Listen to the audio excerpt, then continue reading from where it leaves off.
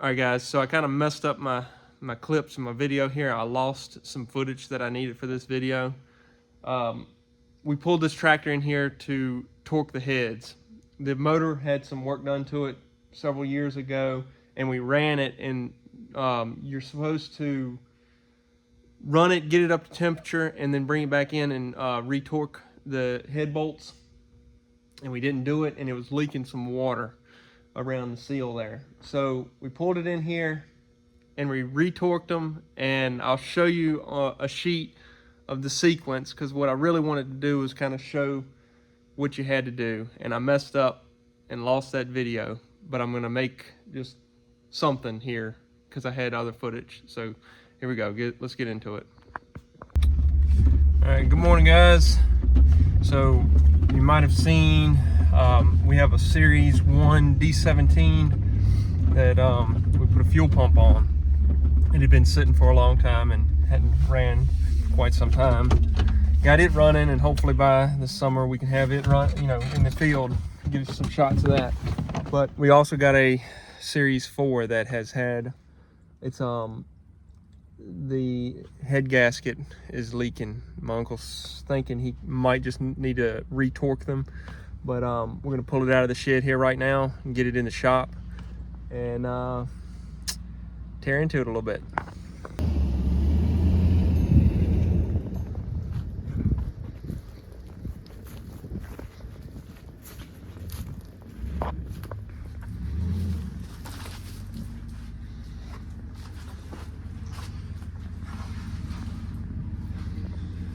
Of course, the 180. Some of you guys might see that. I've ran that a lot on the farm.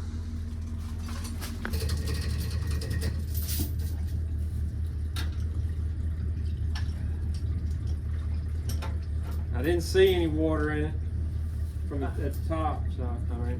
The what? I didn't, looking down in it, I couldn't see any Well, water. it's gonna be a leak down To the yeah. wherever it was leaking, probably. Oh, 2 gallons. Oh, I think it's, Huh? yeah, it should. Coming up? I don't know. I thought it looked like it was. Got oil in it? It does have oil. Yeah, I reckon it's got fuel. All right, it's over the fins. Which tire did he pump up? The front one? It was the front one that was flat. Yeah. The back one? Oh, This one right here. well, this other one is flat. But this has gotta have a wheel put right here. That's gotta be fixed right away. Wheel on the side of the wheel. Alright. Check the fuel. Now, you know, special right there. That's the one coming off that nice Fergus.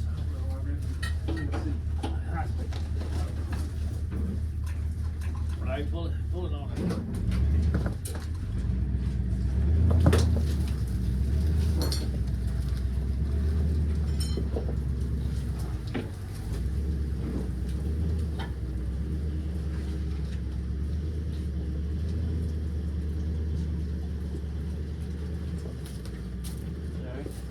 We're gonna hook to it and try to start it, pull start it, and drive it around to the shop. It should be all right.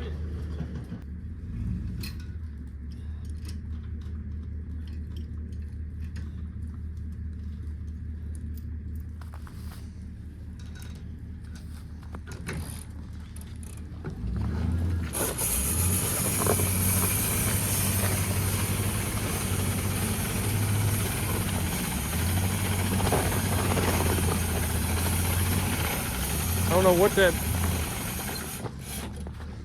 that whining is up there. Is that the generator? I don't know.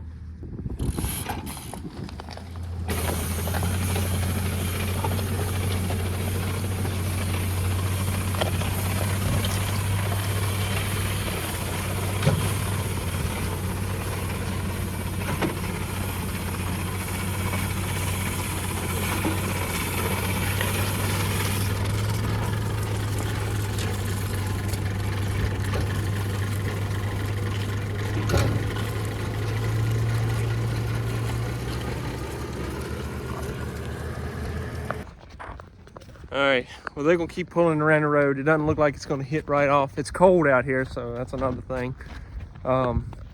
We're just gonna pull it up in the shop and see if we can get that one running. There it is, finally, it must have hit.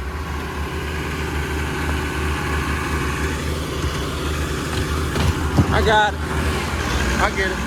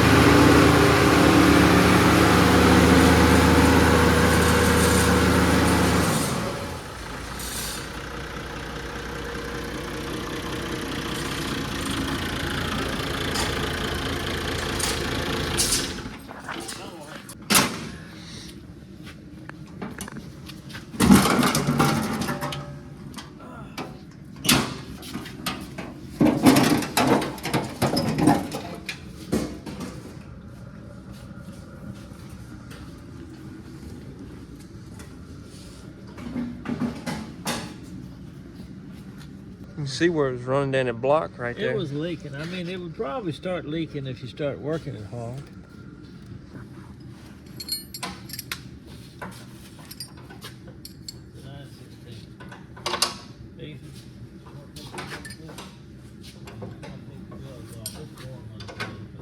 Yeah, they were slotted. You take it all the way out? No. Okay, good. All right.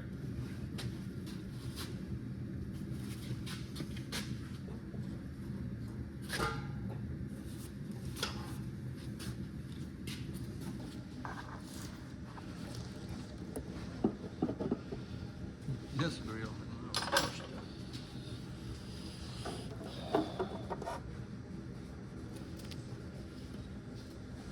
Okay, so this is the head bolts, 110, 120 foot-pounds, and then also there's a sheet here. This is just, I'm putting this information in there because I goofed up and didn't show us doing it. So right here it's showing get the motor up to 160 degrees and re-torque. And then here's the sequence. So as you torque these. So there you go, guys. Now I'm going to continue on, and I've got some video of once we got the valves back on, my uncle adjusting them. So I mean, that definitely is going to make a big difference. I mean, it'd be better probably to run it right much.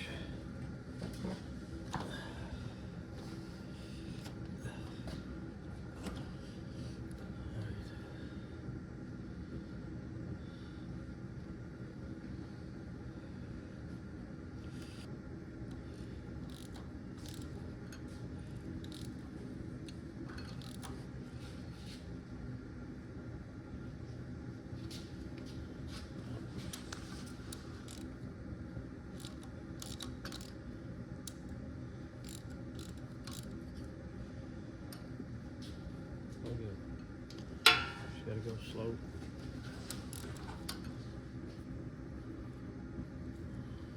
I gotta find the torque spec on these.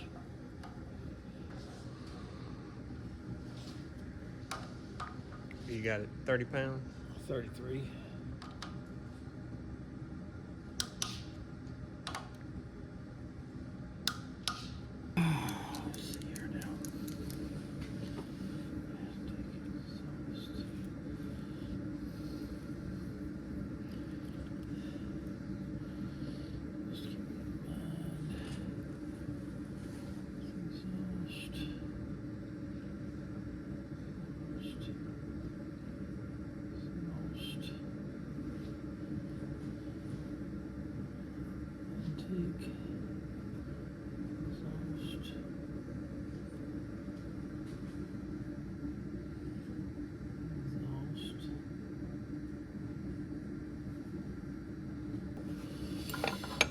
rotate the motor somehow. Back it up on one side and spin a wheel. Not well, we could.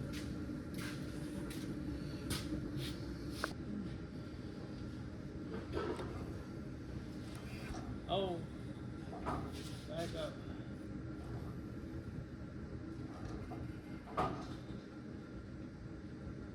Just a little bit. Yeah, let me have it. Yeah. Let me bump it. But it probably need to Y'all put turn it some, loose. probably need to put some. No, y'all turn it.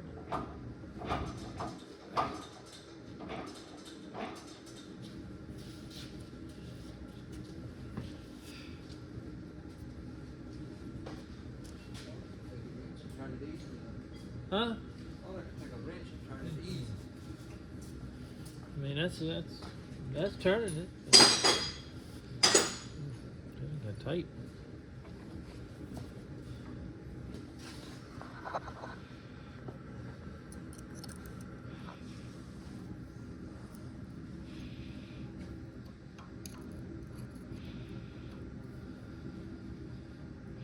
Turn it again.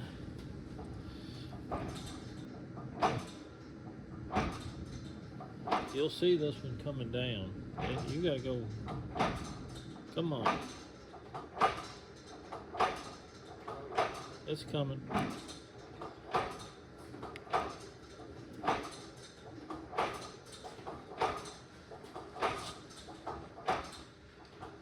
Oh. Back it up just a little. Just a little bit. Bump it just a little bit back. All right. Oh.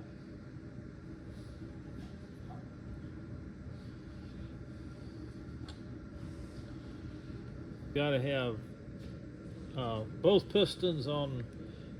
You got two pistons come up and down at the same time, but when it gets to the top dead center, that's when your valves change from your exhaust valve is being closed and your intake starts to open, because this one is starting down on the intake stroke. At that point, this one should be at top dead center, and that's where you adjust it.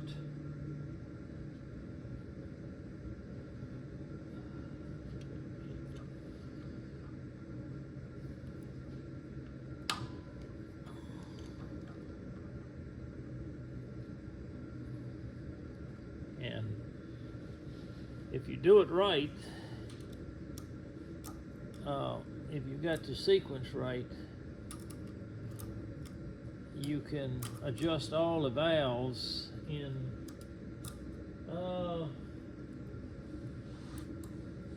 I want to say 2 rotations of the motor.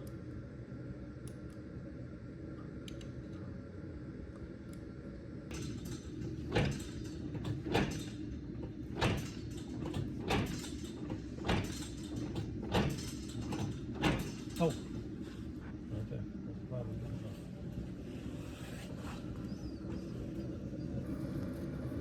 And you just feel when this thing is slipping back and forth easy.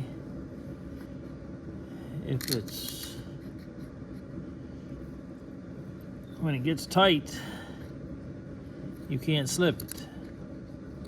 But as long as it's slipping with a little bit of drag on it, then that's where it needs to be. Because this steel on this, now that right there is probably,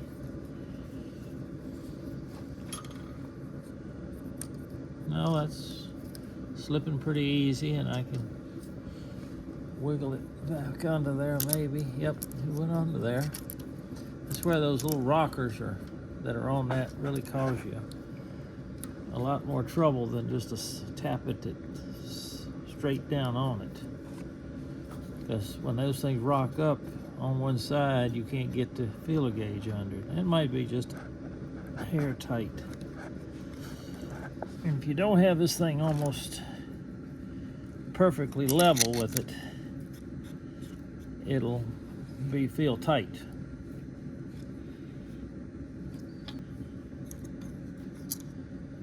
All right, that's about right. It's the intake.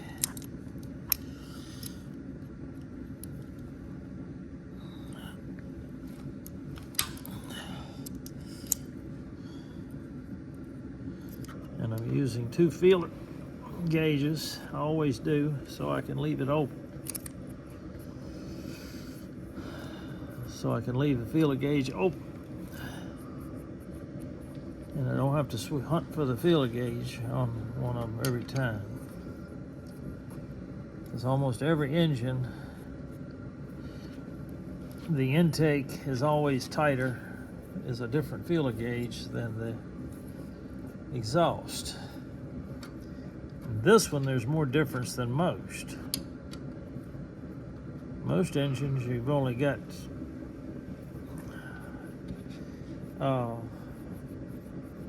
at the most 4 to 6 thousandths difference. And well, actually, most of them are only 2 to 4 thousandths difference. And these engines, for some reason, it's a lot more. It's 9 thousandths difference between the intake and exhaust.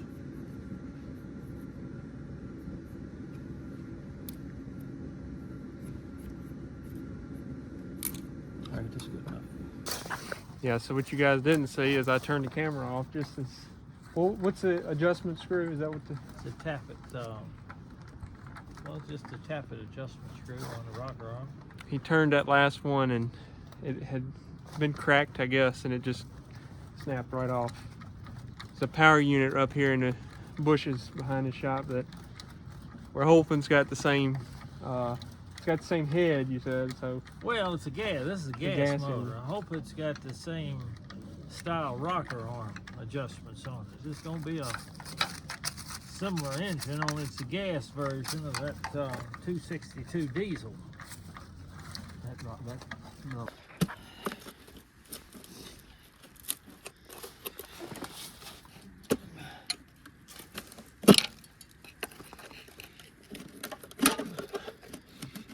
Found something over there on the side. I have to get a bit of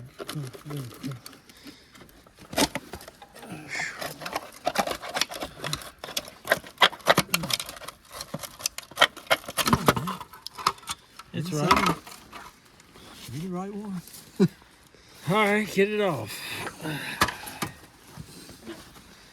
Where's that ratchet? I think I got it in my pocket somewhere. Take them off.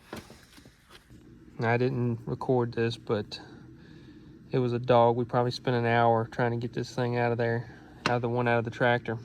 Once we did that, the other valve system we took out of that motor up in the bushes.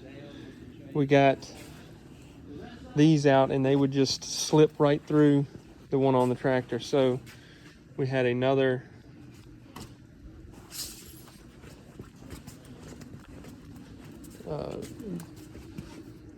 it's different. It's from an older motor. It has these lock nuts. So that's what we got now. So there's the lock nut there. And what the problem was is this, what is this thing called? Tappet adjustment. So it was loose, just Adjuster. going finger tight through there. And so that lock nut's gonna hold it tight. All right, so we've been busy. Last time we worked on this, it was snow out. It's springtime now and April showers. So we just had to button up a few more things on this D17 and then we're gonna fire it up.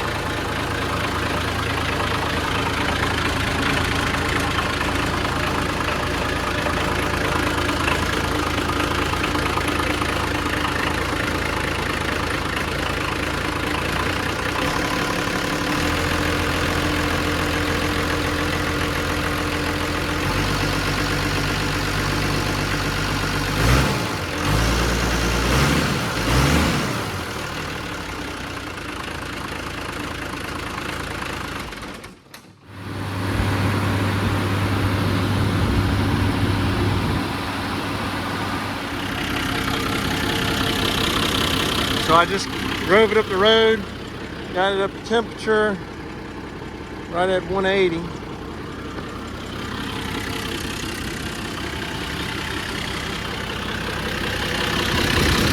This is where we were noticing water leaking. You can see where it ran down the block.